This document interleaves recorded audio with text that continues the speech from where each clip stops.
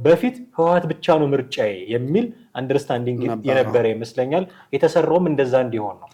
አሁን ሌላ ምርጫ ያለ ባይሉ እንኳን ህወሓት ምርጫቸው እንዳልሆነ ግን ግልጽ ነው። ህወሓትን በዚህ ልክ በጣም አሳንሰ ካየኸው ወይ ደግሞ የህወሓት የበላይነት በኢትዮጵያ አብቅቶ ሊሆን ይችላል፣ በክልሎች አብቅቶ ሊሆን ይችላል። በትግራይ ግን አላበቃም። ግን ዘመናዊ ወታደር እንዴት እንደሚያስብ እያሳዩቸው ያሉ ይመስለኛል። አሁን እንደ ድሮ ተቆጥተህ እንዲህ ብያለሁ ብለህ ተናግረህ ከአድዋ ብቻ በመጣ የዘራርግ ነው የምታጠረው ብለህ የምታስቀጥለው። እኔ መንገድ ዘግቶ ተነስተው እነ ጀነራል ምግበይን እኛና እናንተን እስቲ ተመልከቱት፣ ከወዛቸውም ከሆዳቸውም ከልጆቻቸውም እያነጻጸሩ የገለጹልን። ስለዚህ ባህሉ ካልቸሩ የሚበረታታ ነው። ግን ያ ነገር ግን እዛ ጋር ይቆማል የሚል ሐሳብም እምነትም የለኝም። ከነ ደብረጽዮን ተቃራኒ የቆመ በርካታ ህዝብ አለ ማለት ነው። ይሄን ነገር ስታየው ህወሓት ከዚህ በኋላ ትግራይ ክልል ውስጥ አብቅቶለታል ብንል እንደው ከነጨራሹ እነዚህ ሰዎች ከቦታቸው ገለል እስኪደረጉ ድረስ ካልሆነ በስተቀር ከዚህ በኋላ ዱቄቱ ተመልሶ ሊጥ ይሆናል ዳቦ ይሆናል ብዬ አላስብም። እኔ ደግሞ እባብ የሞተ ይመስልሃል፣ ግን አፈር ልሶ አፈር ቀምሶ መልሶ ይነሳል።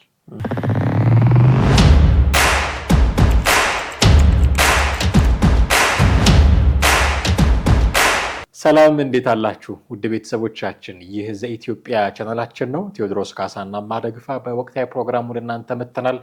በዛሬው ፕሮግራማችን ትግራይ ክልል ውስጥ ከሰሞኑ የተፈጠረ አስጨናቂ ጉዳይ እንዳለ ይታወቃል። ወታደሩ ሰላማዊ ሰልፍ በማድረግ የመንገድ መዝጋት፣ የደመወዝ ጥያቄ፣ የትጥቅ መፍታት ጉዳዮች እንዲያነሳ እንደሆነ ይታወቃል። በተለያዩ ሚዲያዎች በእኛም በዚሁ በዘኢትዮጵያ ቻናል በርካታ ፕሮግራሞች መሰራታቸውን ታስታውሳላችሁ። ብዙ ነገሮችን አንስተናል።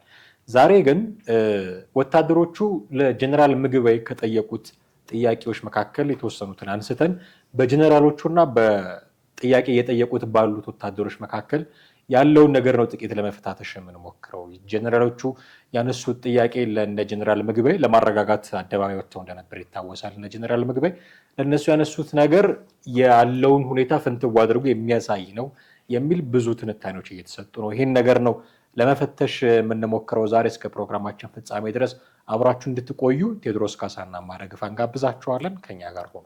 ቴዲ እንዴት ነህ? እንዴት ነህ?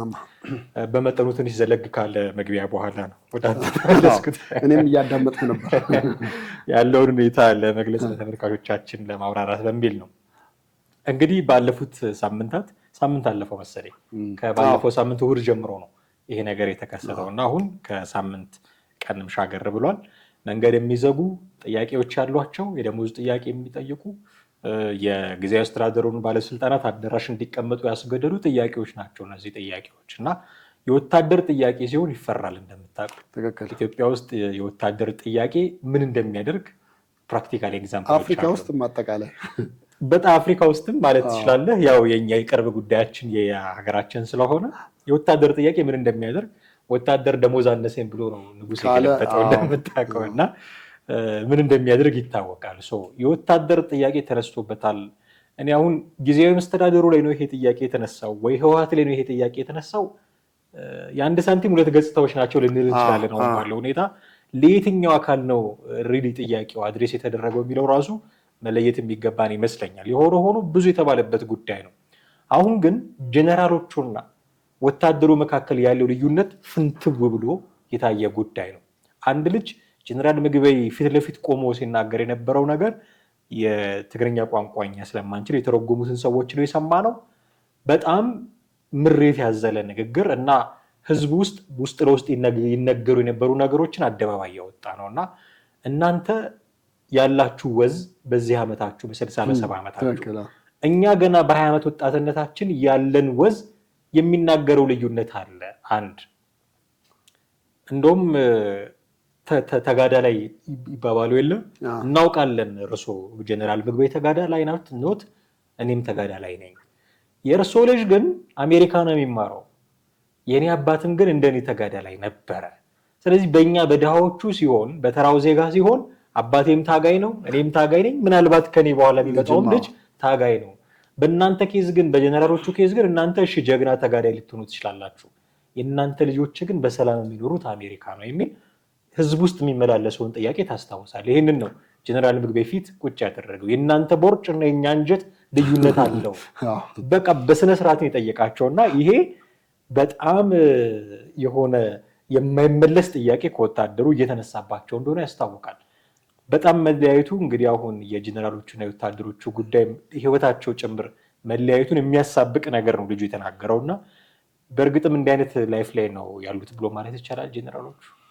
እንዴ እሱ ምን ጥያቄ አለው? ይሄ እኮ በነገራችን ላይ የነበረው ዛሬ አልነበረም። ከዛሬ 30 ምናምን ዓመት በፊት በቃ ህወሓት ስልጣን ከያዘበት ጊዜ አንስቶ ጀምሮ የእነሱን ጀነራሎች ስታያቸው ጀነራሎቹ ብቻ አይደለም በነገራችን ላይ በጣም በጣም በጣም ትልቁ ነገር የነበረውንም ስታይ የአድዋን የበላይነት ለማስቀጠል የሆነ ቤተሰባዊ ትስስር አለ። ከሌ ብለን ባለፈው አንድ ቪዲዮ ያቀረብነው ነበረ በወረቀት። ለምን በጣም ረጅም ስለሆነ የዘር ሐረጉ ከሌ ባልነው ከሌ የቱሚስት ነው ምናምን በሙሉ እንዳለ የአድዋ ተወላጆች የተቆጣጠሩት እንደነበረ ቀርቧል። አይ ቲንክ ብዙሃኑም ያውቀዋል።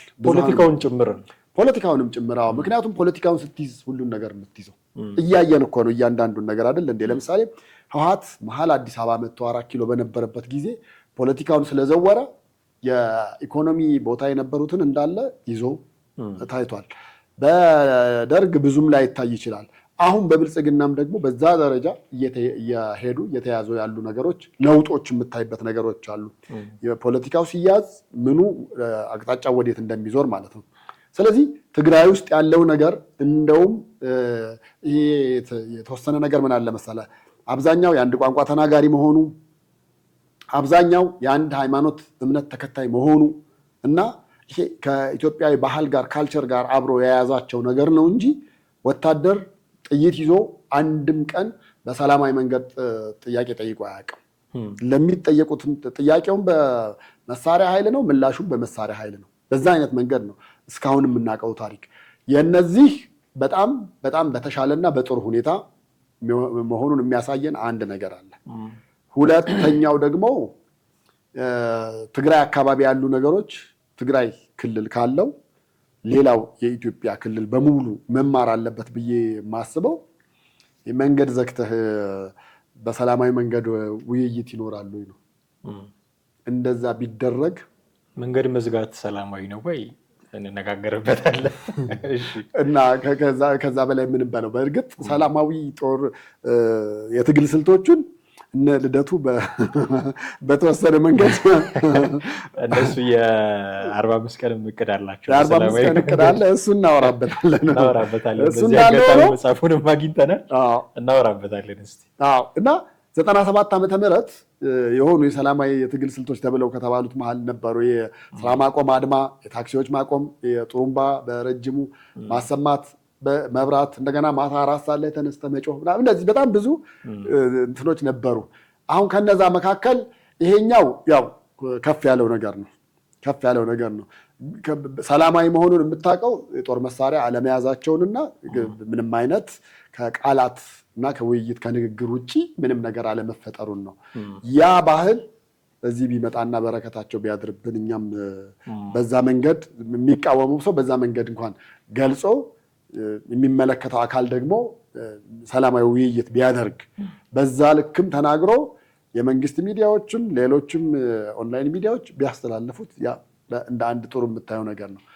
ወደ እነሱ ጉዳይ ስንመለስ ግን ወደ ትግራይ ጉዳይ ስንመለስ እዛ ውስጥ ያሉት ነገሮች ወታደሮቹም በሁለት ነገር እንደተቸገሩ ነው። ስራውንም ማቆም አይችሉም። በነገራችን ላይ የሰሜኑ ጦርነት ጊዜ ጎበኘን የሆኑ ወታደሮች በቃ አካል ጉዳተኛ የሆኑ ምናምን መቅረጽ ግን አትችሉም ተብለን ማለት ነው። በሰሜኑ ጦርነት የመከላከያ ሰራዊት አባላት ናቸው። በጣም ብዙ ቦታ ዞረን ሆስፒታሎች ሄደን አየን። የቆሰሉ አየን። ግን መቅረጽ ምን ማለት ምናምን አትችሉም። ዝም ብላችሁ አጽናኑ፣ ማድረግ የምትፈልጉትን ነገሮች ማድረግ ትችላላችሁ፣ ሳፖርት ማድረግ የምትፈልጉትንም መጠየቅ የምትፈልጉትንም ተባለ። ምን ልልህ ነው ያነሳሁልህ፣ ወታደርነት ኢትዮጵያ ውስጥ እንደ አንድ የስራ ዘርፍ ምን የሚታየው አሁን ይሄ ዓላማው ምናምኑ አይደለም ልነግርህ የምፈልገው። ዓላማው ይሄ ለሀገር መሞት ምናምን ህይወትን መስጠት ነው። ህይወትን መስጠት ደግሞ የስጦታዎች ሁሉ የመጨረሻው ነው ሊሆን የሚችለው። ህይወቴን እሰጣለሁ ብለህ ስትገባ ግን አብዛኛው እንደ አንድ የስራ ዘርፍም ስራ አጥ በበዛበት ሀገር ላይ ወጣቱ አብላጫው ወደ ወታደር ቤት ቢገባ አትፈርድበትም። በቃ ደሞዝተኛ ይሆናል ምን ይሆናል ምናምን እነዛን ነገሮችም ጭምር አስቦ የሚገባም አለ። ጥቂቱ እንደው ለዓላማዬ ለምን ምናምን የሚለው ነገር እንዳለ ሆኖ ማለት ነው። ስለዚህ አንድ የስራ ዘርፍም ስለሆነ ትተውም ቢወጡ ከዛ በኋላ ደግሞ የበለጠ ነገር ነው ሊሆንባቸው የሚችለው። ምልህ በኑሯቸው ምናልባት አንዳንዱ ከዛ መሀል ቤተሰብ የመሰረተ ሊኖርም ይችላል።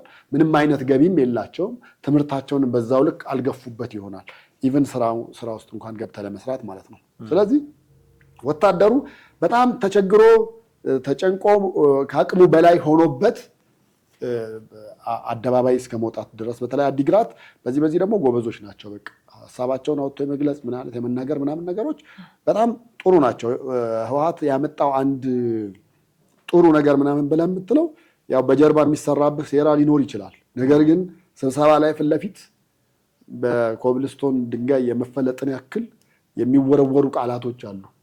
ማንም የማይችላቸው ማንም ያለመዳቸው። ስብሰባ ላይ እነዛን ቃላት ከወረወርክ በኋላ እስር ቤት የምትወረወረው ነገር እንዳለው ነው። አዎ፣ ግን ያው እኔ በኦሮሚያ ክልል ኖር ያለው እና ቆረና ተብሎ ይባል ነበር፣ ግምገማ ማለት ነው።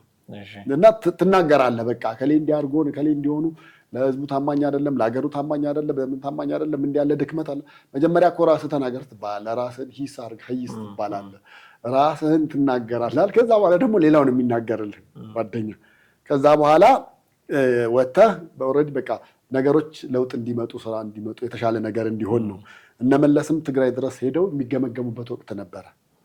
በተለይ 93 ምናምን ከዛ ፊት የነበረውን የህወሓት እንፈሽፈሽ ምናምን የሚለውን ነገር በቃ ወጥተው መናገር አየህ፣ ያ ካልቸር ነው አሁን ዞሮ መጥቶ እዚህ ጋር የደረሰው። እና ትናንትና መንገድ ዘግቶ ተነስተው እነ ጀነራል ምግበይን እኛና እናንተን እስቲ ተመልከቱት፣ ከወዛቸውም ከሆዳቸውም ከልጆቻቸውም እያነጻጸሩ የገለጹልን። ስለዚህ ባህሉ ካልቸሩ የሚበረታታ ነው። ግን ያ ነገር ግን እዛ ጋር ይቆማል የሚል ሀሳብም እምነትም የለኝም። ነገሮች ወደ ከፋ ነገር ሊሄድ የሚያስችሉ ብዙ ነገሮች ብዙ ምልክቶች አሉ። እነ ጀነራል ምግበይ እውነቱን ለመናገር አሁን ምን ለወታደሩ ምን ሊያደርጉለት ይችላሉ? ምንም ሊያደርጉ አይችሉም። ምንም። ምክንያቱም ቀለብ የሚሰፈርላቸው ከፌዴራል መንግስት ነው። በዛ ደረጃ የተሻለ ምንም ነገር ሊያደርጉ አይችሉም። ነገር ግን ያለውን እንኳን በአግባቡ መስራት አልቻሉም። በዛም ምክንያት ይመስለኛል የሰሞኑ ከኤርትራ ጋር ምናምን ነገር ያለው ነገር የመጣውና ይሄ ምንም ጥያቄ የለውም። እኔ ምንም ታስተባብለው ደግሞ እነ ጀነራል ምግበይ ኦፍኮርስ ባህላዊ ጀነራል ነኝ ካሉ በኋላ ነው እዛ አዳራሽ ውስጥ እንደዛ በሞራል ከተናገሩ በኋላ ነው ይሄ ነገር የመጣባቸውና እንደውም እሳቸው የትግራይ ህዝብ በሙሉ ጀነራል ምንድን ነው ባህላዊ ጀነራል ነው ብለው ነበር። ግን ዘመናዊ ወታደር እንዴት እንደሚያስብ እያሳዩቸው ያሉ ይመስለኛል። አሁን እንደ ድሮ ተቆጥተህ እንዲህ ብያለሁ ብለህ ተናግረህ ከአድዋ ብቻ በመጣ የዘራርግ ነው የምታጠረው ብለህ የምታስቀጥለው። እኔ የትግራይ ማህበረሰብ የሚያሳዝነኝ ምርጫ አልነበረው። ከህወሓት ውጭ ምርጫ እንዳይኖረው አድርገው ነው ስርዓቱን ሁሉ የሰሩት። እና ፖለቲካዊ ምርጫ ቢመርጥ ህወሓት ወታደራዊ ጉዳይ ለመምረጥ ቢገደድ ጦርነት እንዲመርጥ የሚያደርጉት ሰዎች ነበሩ። ጦሩንም ፖለቲካዊ አመራሩንም የያዙ አንተ እንዳልከው የአንድ ሰፈር ሰዎች ኢቭን ቤተክርስቲያን ያው በአብዛኛው የምን እምነት እንደሆነ ይታወቃል። የቤተክርስቲያኒቱ ሰዎች እንኳን ሲመጡ ከዛው ከአድዋ አካባቢ ይመጡ ነበር። ያው ብዙ ይታወቃል። ዘርዘርና እናወራው።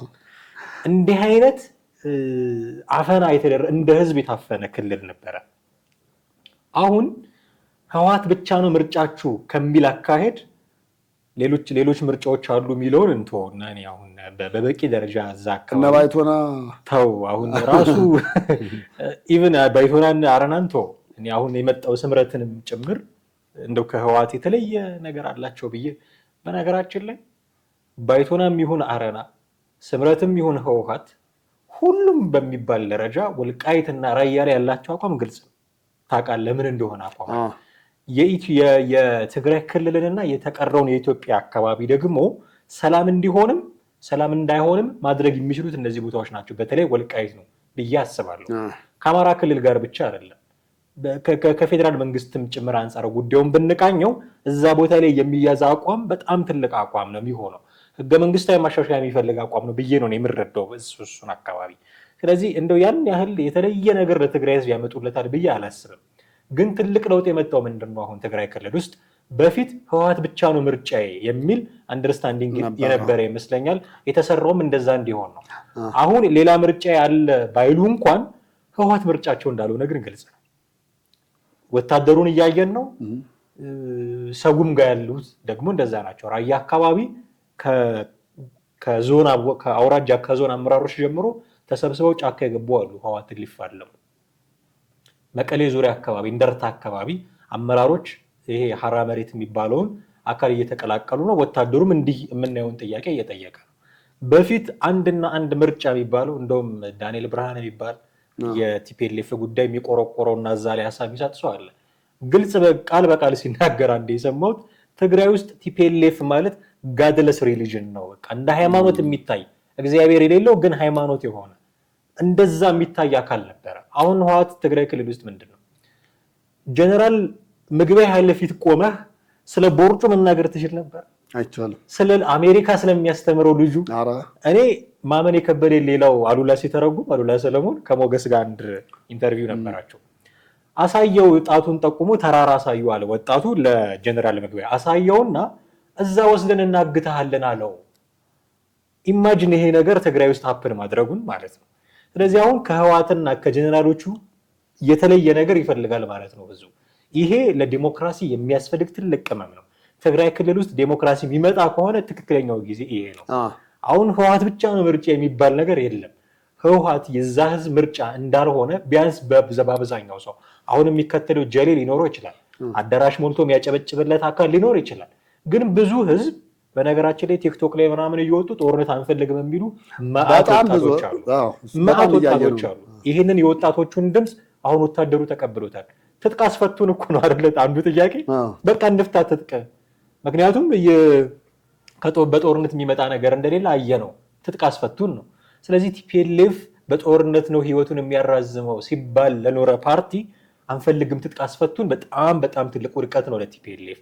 ለትግራይ ክልል ግን ይሄ በጣም ትንሳኤ ነው የሚሆነው እና በፊት ቲፒኤልኤፍ ብቻ ነበረ ምርጫችን ሲሉ ለነበሩ ሰዎች አሁን ቲፒኤልኤፍ ከምርጫ ውጪ አሁን እንደው መደረጉን እርግጠኛ አይደለም። ትግራይ ክልል ውስጥ የዚህ ዓመት ምርጫ ቢደረግ እንደው እንደለመደው በመሳሪያ አስፈራርቶ አጭበርብሮ ምናምን ካልሆነ በስተቀር ምን ያህል ሰው ቲፒኤልኤፍን ሊመርጥ ይችላል? አሁን ትልቁ ችግር እንደምታውቀው የትግራይ ወይ ደግሞ የቲፒኤልኤፍ ብቻ ላይሆን ይችላል ኦል ኦቨር ኢትዮጵያን ፖለቲካውና ወታደሩ ሆነች አለችው። ቀይ መስመርም ብዛም የለም የልዩነት መስመር የሆነች መጣረስ አለች።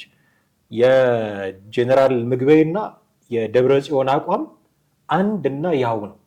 በቃ ምንም የማይለያይ ማለት ነው።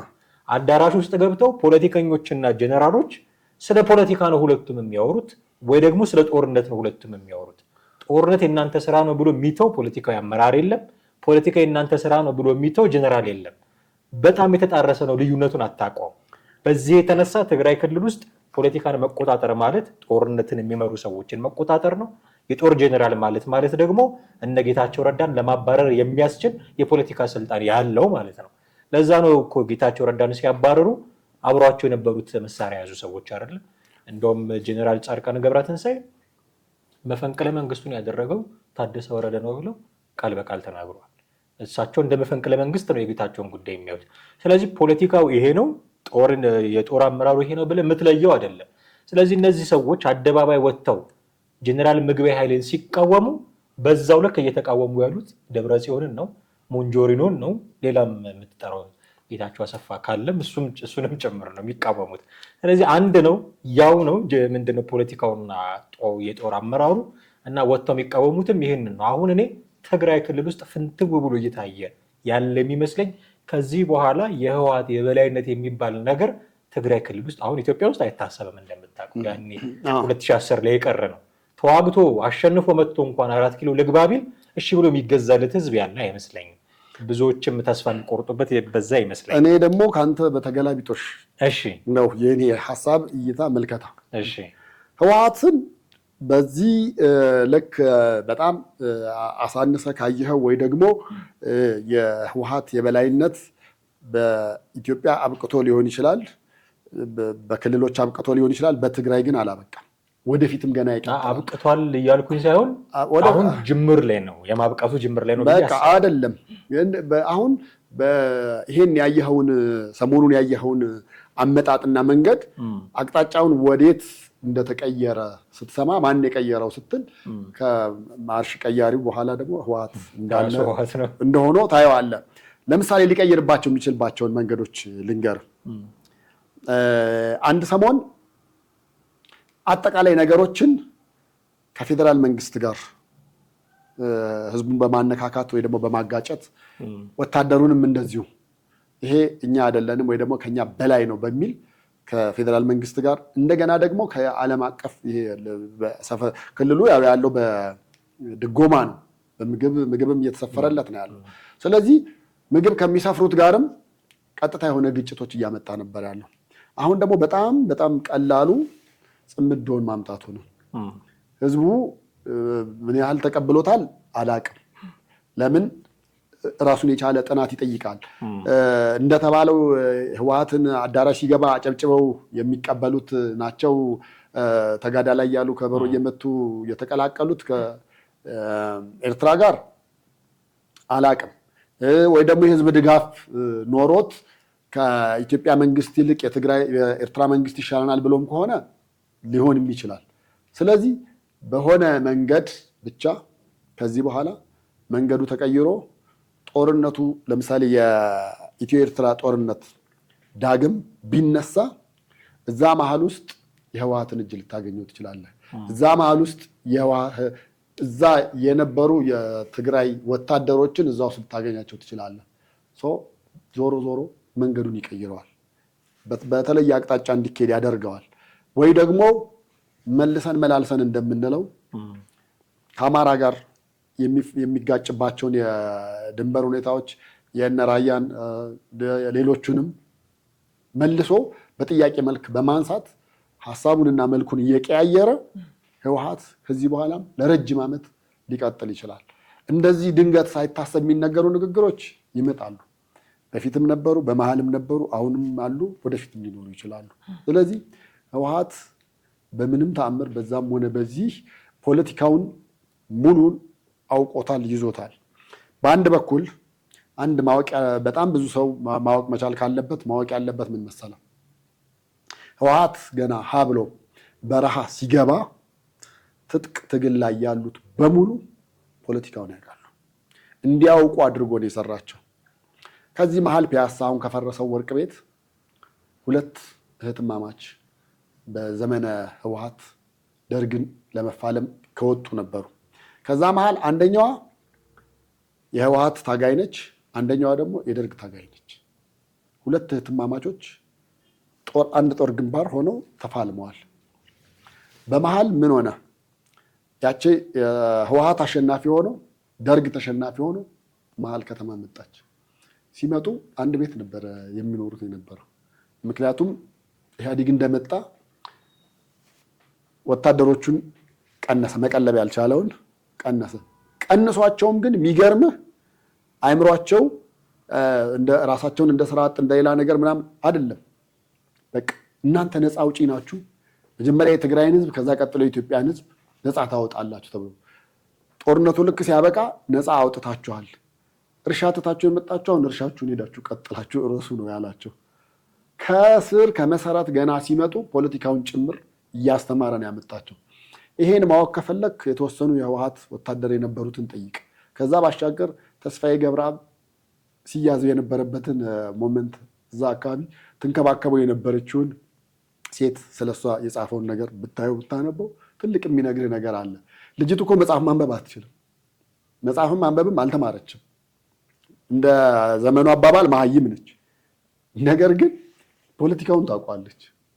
ልክ ተነግሯታል፣ እንደ ቄስ ትምህርት እንደ ቃል ትምህርት ተነግሯታል። ይሄ እንዲህ ነው፣ ይሄ እንዲህ ነው፣ ይሄ እንዲህ ነው፣ ይሄ እንዲህ ነው ተብሎ የተነገራትን ይዛለች። እና አስበው እንግዲህ በሆነ አጋጣሚ እዛ ጦር ግንባር ላይ ተማርኮ የመጣ የቆሰለን የፖለቲካ ምሁር እሷ ምንም መጽሐፍ ማንበብ የማትችለው ታስተምረዋለች።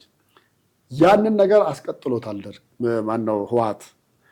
እኛ ጋር ብትመጣ መከላከያ ውስጥ ያለፉ ጓደኞች አሉ ያለፉ ስል ከዛ ወጥተው አሁን በሌላ ስራ ውስጥ ያሉ ወታደር ቤትም ሆነው ፖለቲካን እንደ አንድ ዘርፍ አድርገህ ትማረዋለህ እንጂ ሙሉ ለሙሉ ፖለቲካውን እንድትጠመቅ ወይ ደግሞ ሙሉ ለሙሉ እንዲነገር አደረገ። በህወሓት ውስጥ ግን ሙሉ ለሙሉ እንድትጠመቅ ነው የሚደረገው፣ ልክ ዳንኤል ብርሃን እንደተናገረው አይነት ማለት ነው። ስለዚህ ህወሓት አሁንም የመንገዱን አቅጣጫ ሊያቀያየረው ይችላል እንጂ የእሱ በትግራይ ውስጥ የመኖር ህልውናው ሙሉ ለሙሉ ያከትማል የሚል እምነት የለኝም። ወደፊትም የምናየው ይሆናል።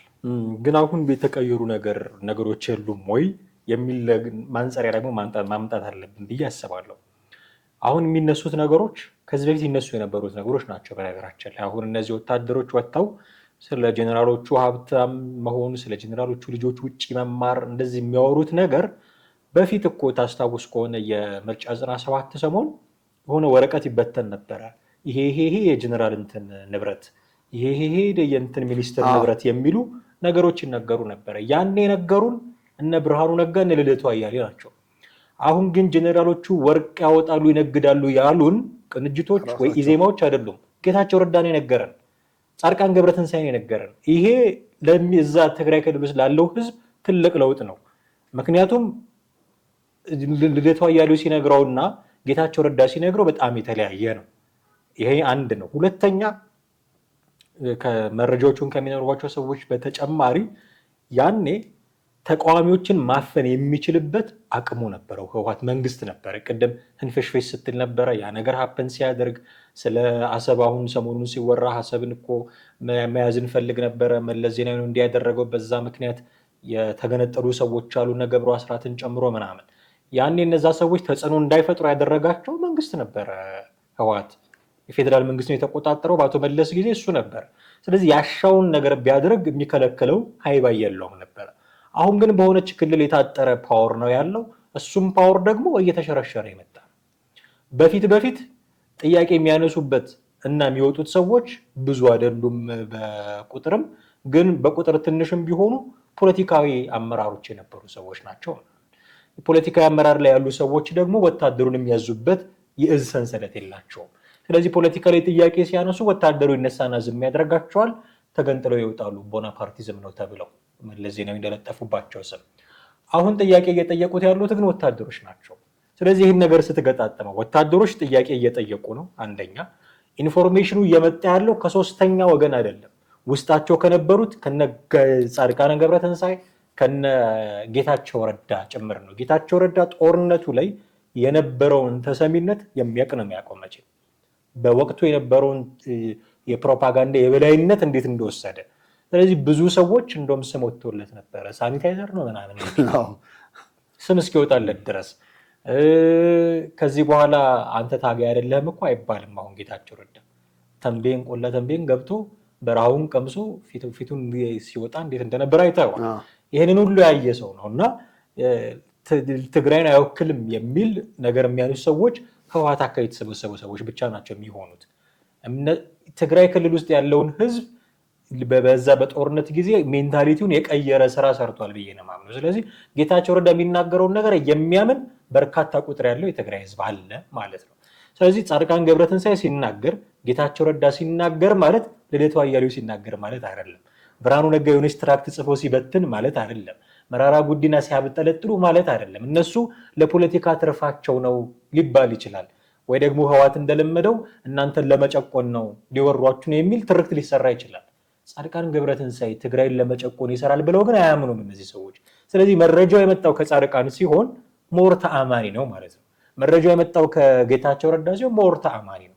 ስለዚህ ይህንን ስታይ፣ የወታደሩን ጥያቄ ስታይ፣ ሶስተኛ የህወሓትን የተወሰነ ፓወር አሁን በአገር ደረጃ አይደለም ፓወሩ እንደው የፈለገውን ፓወር ቢያመጣ እንደ ፌዴራል መንግስት አይሆንም። ስለዚህ በተወሰነች ቦታ ነው ያለው ፓወሩ። በነገራችን ላይ እንዳንተ ቅድም ስናነሳው እንደነበረው የቤተሰባዊ ትስስር እንዳለውም ደግሞ አሁን ስለሚታወቅ፣ በፊትም እኮ ይታወቅ ነበር። አሁን ግን በቃ ገሃድ ወጣ በደንብ እና የሆነ ሰው ስልጣን እንዲይዝ፣ የሆነ ሽማግሌ ስልጣን እንዲይዝ ልጆቻችን አይሞቱም የሚሉ እናቶችም ተፈጠሩ። በየስብሰባው ሲናገሩ እንሰማቸዋለን። ቅድም አንተ ስትለው የነበረው ባህል አንዱም ይሄ እኮ ነው። ተነስተው በአደባባይ ኖ እናንተ ስልጣን እንድትይዙ የእኛ ልጆች መሞት የለባቸውም። አቶ ጌታቸው ረዳ ስብሰባ በሚያደርጉ ሰሞን ይሄ ድምፅ በደንብ ይነገር ነበረ። አዲግራት ላይ፣ ሽረ ላይ በጣም ቁጥሩ ከፍተኛ የሆነ ህዝብ ወጥቶ ይቀበላቸው ነበረ። ስለዚህ ከነ ደብረጽዮን ተቃራኒ የቆመ በርካታ ህዝብ አለ ማለት ነው።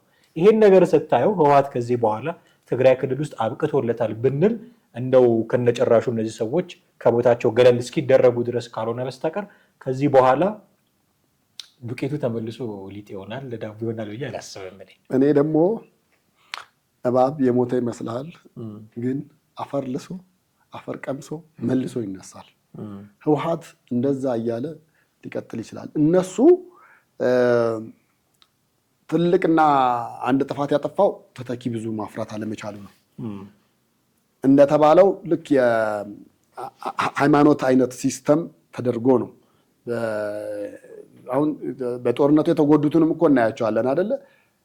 የህወሓቱ ደግሞ የክልሉን ባንዲራ አድርገው እስከ መነሳት ግን እኮ እጃቸውን እግራቸውን ያጡበት እኮ ዘመዶቻቸውን ቤተሰቦቻቸውን ያጡበትም ጭምር ነው። ትዳራቸውም የፈረሰበት በጣም ብዙ ዋጋ የከፈሉበት ነው። እንደዛም ሆኖ ግን መውጣት የማይፈልጉ አሉ። በቃ ብዙ ጭንቅላታቸው ውስጥ እሱና እሱ ብቻ ያለ እየተመላለሰ ያለ ምንም ብትላቸው በቃ ለትግራይ መድኃኒት ፔንኪለር አይደለም፣ እሱ ጊዜያዊ ማስታገሻ ነው። ይሄ ግን ዘለቄታ ላለው ህመም ማስታገሻ አንድና አንድ ህወሓት ነው ብለው አምነው የተቀበሉ አሉ። ህወሓትን ሃይማኖት ብለው የተቀበሉ አሉ። ልክ እነ አባ ሰላማ ተብለው አሁን የተሾሙት እና አባ ሰረቀ እንደነሱ ያንን ነገር ውስጣቸው አድርገው የተነሱ አሉ። ህወሓትን ለአጠፋኸው ምን አረከው ምናምን ልትል ትችላለህ፣ ግን ነቲንግ በቃ በትግራይ ክልል ውስጥ ያለው የተንሰራፋበት ሂደት ገጠሩ ድረስ ምናምን ገብተህ ብታየው ይሄ በጣም በትንሽ ጊዜ የተሰራ ነገር አይደለም። በእርግጥ በረጅም ጊዜ ሂደት ውስጥ የተሰራ ነው። ይሄ በረጅም ጊዜ ሂደት ውስጥ የተሰራውን ነገር በአንዴ ማውጣት አትችልም። ምናልባት እንደውም ከዚህ በኋላ አንድ ትውልድ ሊሆን ይችላል። በእርግጥ ቅቡልነቱ በተወሰነ መንገድ አጥቷል። ቅቡልነቱን በተለይ ከትግራዩ ጦርነት በኋላ ቅቡልነቱ ቀንሷል ወይም ወርዷል። ነገር ግን እኔ ግማሽ ያህል እንኳን ወርዷል ብለህ ብትለኝ ግማሽ ያህል እንኳን አልወረደም ብለህ ለምን ትግራይ ስትሄድ ያሉትን ነገሮች እንቅስቃሴዎች ሁሉንም ነገር ስታያቸው በዛ ልክ መሆን አልነበረበትም። በቃ ለጦርነት የዳረጋቸውን የጄኖሳይድ ተፈጽሞብናል ብሎ የተነሱ መልሰው ደግሞ ጄኖሳይድ አይደለም ለፖለቲካው ነው ያለው ተብለህ ከዛ በላይ ትልቅ ህመም የለም። አምነህበት የገባህን ጦርነት አይ የውሸት ነው ተብለህ እንደመነገር ማለት ነው።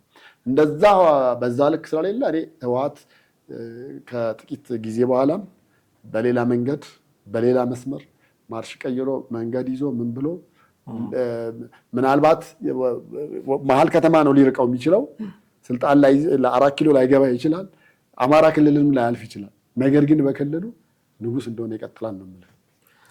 እንግዲህ ከሁለት አንዳችን ብለን ነበር እንላለን። ያው እንደዚህ ብዬ በአባላችን የሚቀር አይመስለኝም። ሁለት ነው ምርጫው።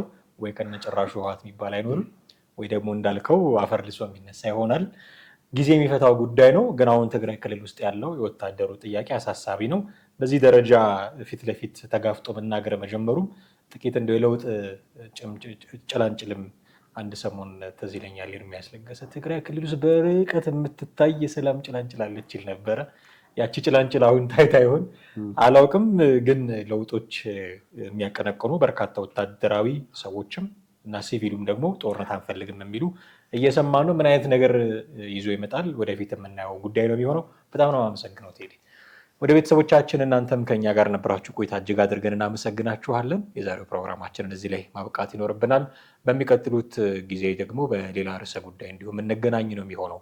ከኛ ጋር ነበራችሁ ቆይታ ግን እጅግ አድርገን እናመሰግናችኋለን። ቴዎድሮስ ካሳና ማህ ደገፋ ነበርን። ሀሳብና አስተያየቶቻችሁን በየትኛውም መንገድ በተለመዱት መንገዶች ልታደርሱን ትችላላችሁ። ጤና ይስጥልን።